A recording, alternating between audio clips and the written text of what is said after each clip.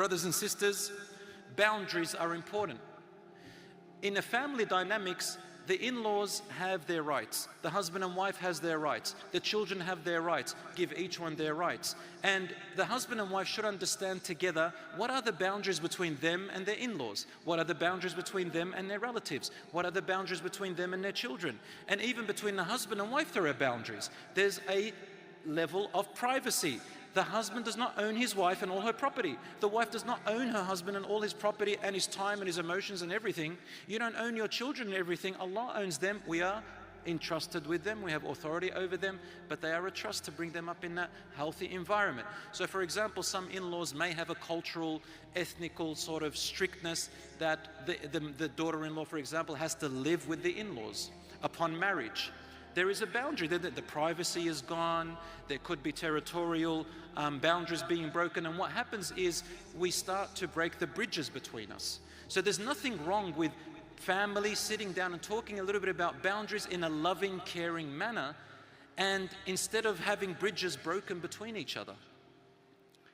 So there are rights and there are boundaries, inshallah. And when you do have those boundaries, in the beginning there may be a little bit hardship in how you talk about them, but if you talk about them with love and care, and then you cover all the negatives with positives, inshallah ta'ala, people will start understanding, okay, these are rights in Islam, these are boundaries in Islam, and the respect starts to grow and the love starts to grow, rather than breaking bridges and big problems happening.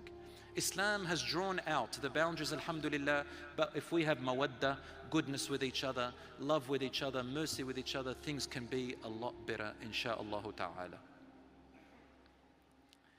My brothers and sisters, my time is up, but I just wanted to conclude with the following, and that is, Allah subhanahu wa ta'ala has built our families as the most important unit in the world.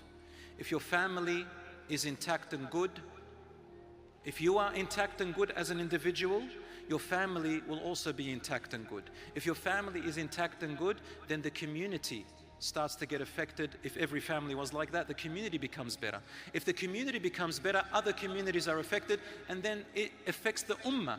Would you believe that? It affects the ummah. So it starts with the individual, the family, the community, and this generation, our children. They are the next generation.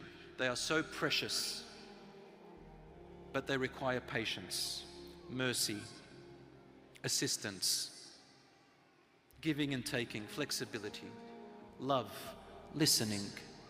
And children need to honor their parents and understand the pain they are going through and to put themselves in their shoes. And finally, grandparents and relatives. They play a humongous role in our children's lives. My friend said to me the other day, I asked my 15-year-old daughter, how do you feel that your grandparents are still alive? She said, I feel like I belong in this world more strongly. I feel I'm part of a bigger community, a bigger fraternity. My identity is greater. And most importantly, look around you, brothers and sisters. This is our beautiful community. This is our beautiful identity. I want you young people to look and see, these are your brothers and sisters. And many of you, inshallah, will become leaders. May Allah subhanahu wa ta'ala preserve you, protect you, and protect our Muslim ummah everywhere around the world. And may Allah protect and relieve the pain of all those who are struggling around the world, Muslim and non-Muslim, and guide them to that which pleases Him. Brothers and sisters, love your families, go and nurture it, and have a good time with them before the time runs out. Wassalamu alaikum wa rahmatullahi.